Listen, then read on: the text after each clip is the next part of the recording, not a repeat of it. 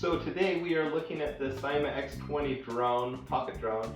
This was sent to me for a review, and I love it because right out of the box it's easy to figure out how to play with, and there's nothing fancy about it. It just works. So you simply put in your 4 AA batteries, or AAA batteries, not included. Turn on the power button here.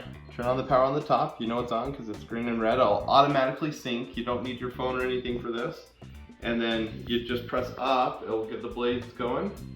Then you head up. And it's got pretty good control. I mean, it's just hovering right there. Like, it's awesome that the control on here, it's just a disc that you shift around. So it's really easy to get a feel for. So this would be good for a new drone user or a more experienced. If you bring it down, and then it will turn off. It's really, really easy to use.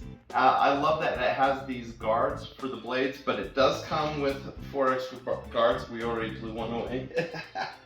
So it comes with the extra guards. It comes with a screwdriver so you can put the batteries in here.